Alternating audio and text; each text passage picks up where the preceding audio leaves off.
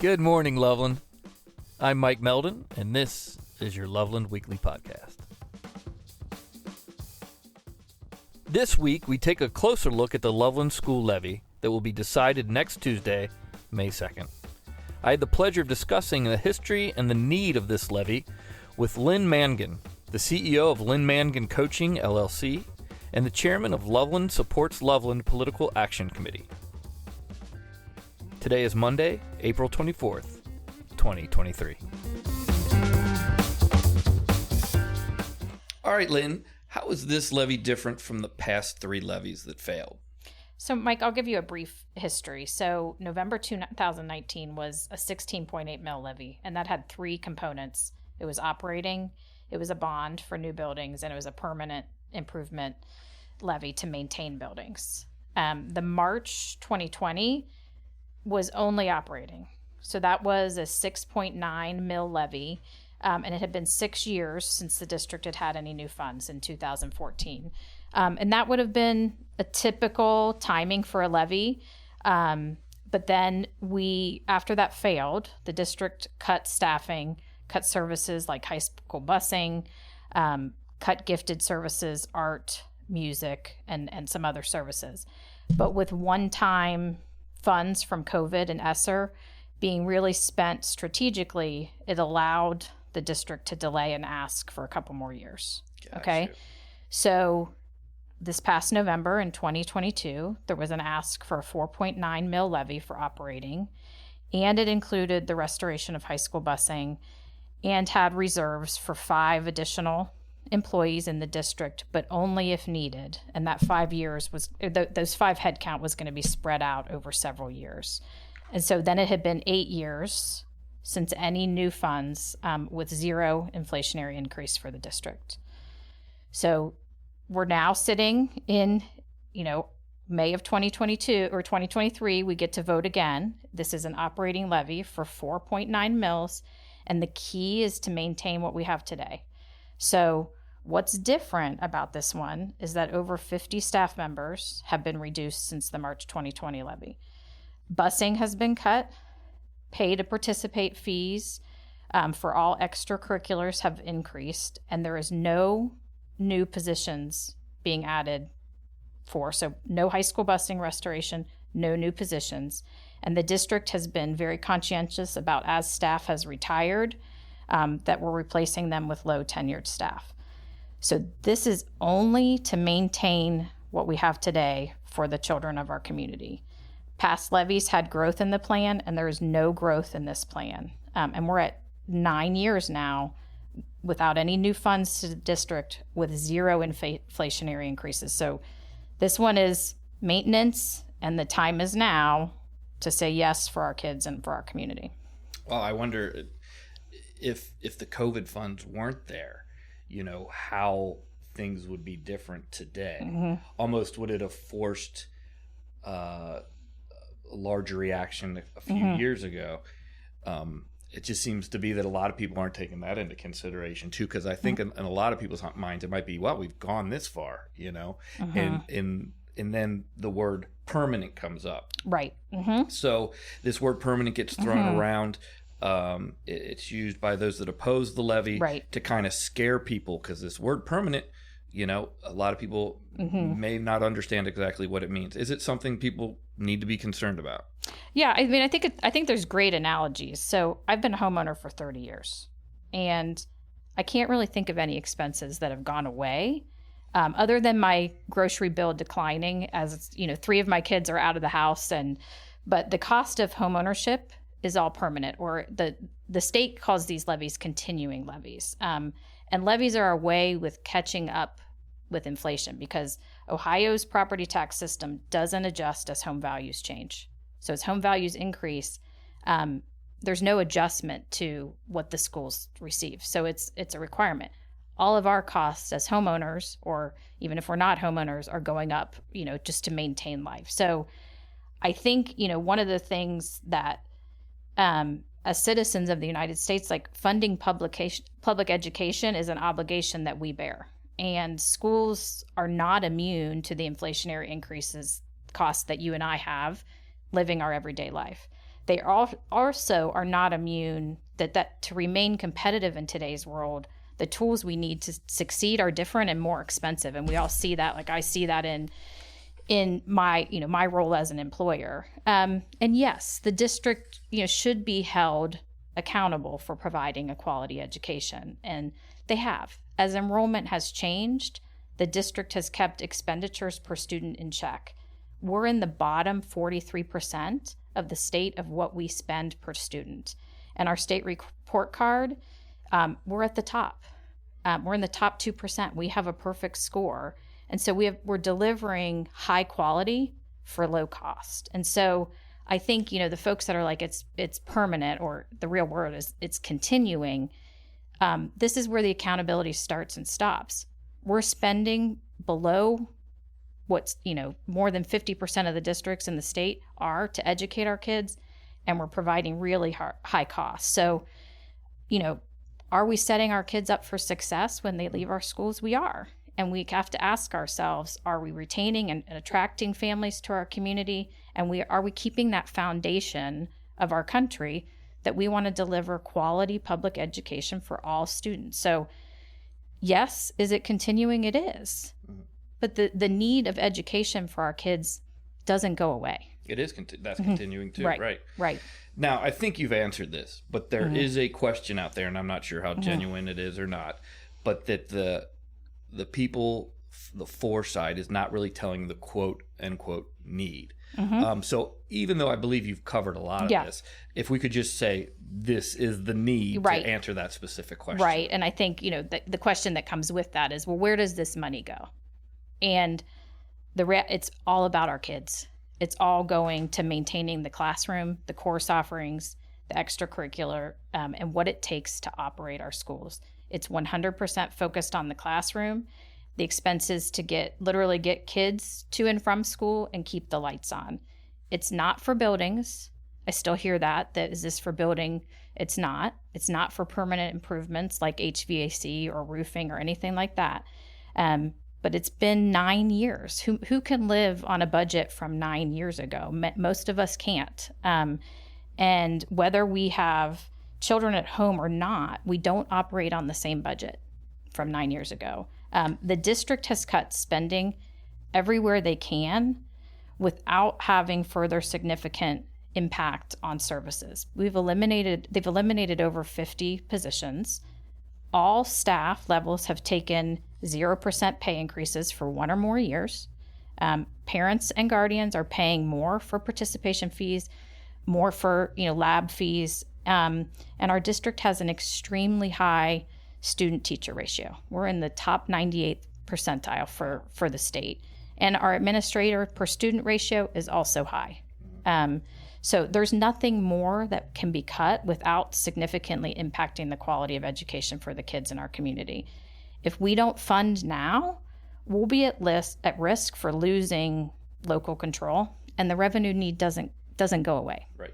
And the cash balance in the checking account, which covers expenses during most of the years of the school year, will be where we have minimal property tax revenue, will be exhausted in the next couple of years due to inflation continuing to eat away at the existing revenue that we have. So there is a need. Right. It is all about our kids and maintaining what we have today, and it's those operating costs. It's not anything new. It's not new buildings. And it's not even. It's catching up too. It is. It's not just maintaining too. It's catching up on loss too. Right. Exactly. And I'm a teacher myself, so in another district, and I know and I appreciate the Loveland teacher salaries and that they're competitive. Right. And I think this is an argument out there. But what aspect of teacher pay do people need to hear in order to understand why teacher pay is fair and important to a district? Right. Well, let me start off by saying, talking about anybody's salary is extremely sensitive. Yes. And I want to be respectful of that. That said, we can all see the national news that there's a teacher shortage. And so having competitive pay for educators is critical to retain our staff, and most importantly, providing a quality education for the children of our community. I think there's a lot that people don't know about our teacher contracts. 2 years ago, there was significant changes made to the contract, increasing the number of years to the top experience level and the pay levels. And all teachers have taken a 0% base increase for the last 2 years. And it's worth noting that our administrators and our classified staff also took a 0% increase. Wow. So everybody in the district has said, all right, we need to do that. But the contract has two main components, that education level and that years of experience level. And as a result of those changes that were made 2 years ago and our hiring policies in the district, where we've said retiring teachers are going to be replaced with lower tenured teachers, it's declined our average teacher pay by 1.3%. As costs everywhere rise, our average teacher salary has declined. Right. And now any new teacher that will be hired into the district will not be in the top 50% of the districts in Hamilton County. Madeira Schools does a salary study every year, and you can see for experience level and for education level where they take about 30 districts and compare. You can see where Loveland ranks, and we're no longer in the upper percentage there. It takes time to feel the compound effect of those changes. However, systemic changes have taken place that I don't think a lot of people realize. And we're going to continue to see that average salary go down. If it's managed carefully, we will be able to remain competitive to retain the best, to attract and retain the best talent we can. And the teaching environment, as we all know as employers and employees, we have to continue to be dynamic and innovate for our kids and for our employees. And so we want to remain competitive in that area. But it's tough for people to understand those different components and how the systemic changes are impacting our community. Yeah, changes are being made, and I don't think people are realizing that. And it's not one of those things where you just look at a piece of paper and can see it, especially right now. Right, that's right. And finally, I think there's been a hardening of the line drawn in the sand recently. Those that tend to support taxes because they believe taxes raise up societies, and those that oppose any tax increase, regardless of the issue. Do you see these hardening stances? And if so, how do we get back to a more open mind society and a less ideologically selfish one? That's a tough question, Mike. I mean, I definitely see the hardened lines out there. And however, it is really critical that we continue to work to have conversations with our neighbors. That really start at the highest level. And in this instance of where we're talking about a property tax levy for our schools, I think the question is, do you believe that a quality education available to all children is a foundation of the United States? Right. We start at the top. And if we can't agree that a quality education for all students is a foundation item for our country, then we probably can't progress further. Right. But I believe there's a lot of people that do believe that. And I've found, and that's been one of the best parts about working with our community to pass this levy, is that I've met many neighbors, from senior citizens to prior parents to current parents to young adults who don't have kids yet in the schools, who do believe that. And so I think if we agree on that, then the next question we ask is, what do we want for our community? And what is the return on the investment for the taxes that we're paying? So if we can agree on that first question about quality education, and so we look at that as homeowners, as community members, as business, and as children in our community, what are we looking for? And I think there's I love numbers. I'm a numbers person. So there's really three things that I would look at for that question about return on investment. First one is, do property values increase when schools are funded? Okay. They do. Yes. And we can look no further than Little Miami as an example of what happens when they're not funded.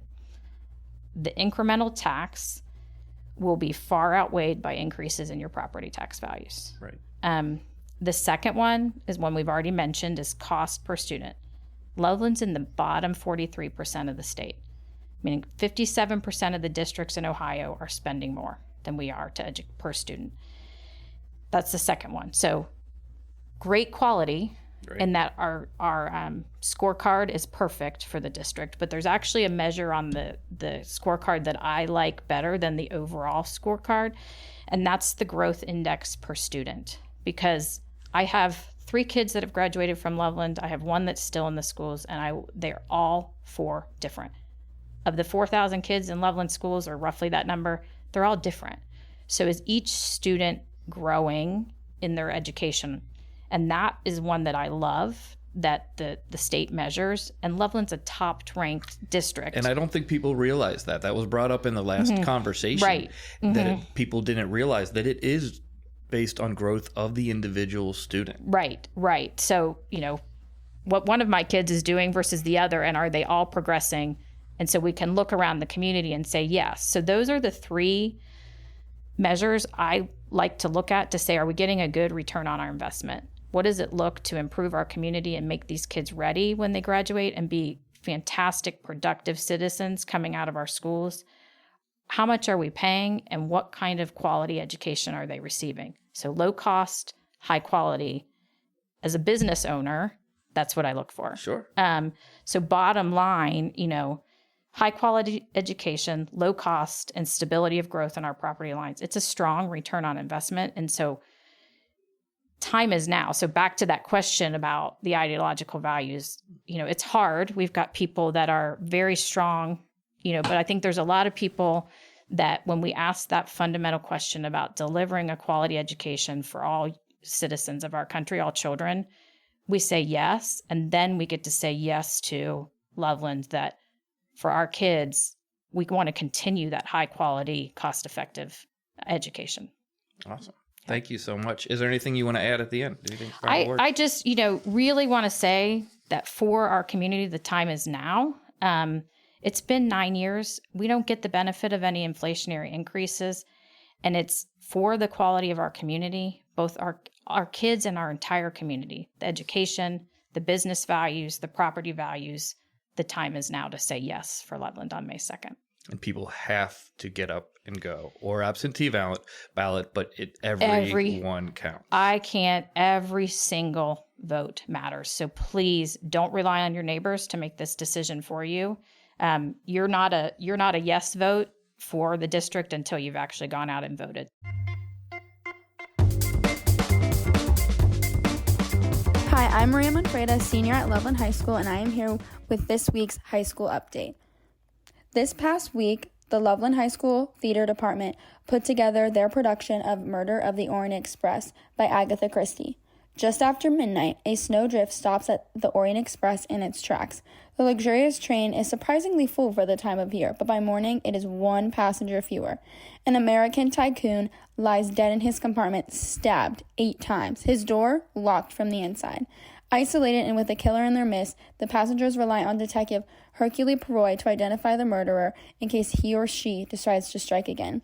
Hercule Poirot was played by talented student Paul Loftusweiler, his sidekick Monsieur Boog, played by senior George Jewell, and fellow actors such as Riley Loomis playing Helen Hubbard and Sophia Herbone playing Countess Adrenal. The crew and cast had 12 weeks to put together an amazing show. Great job, Tigers.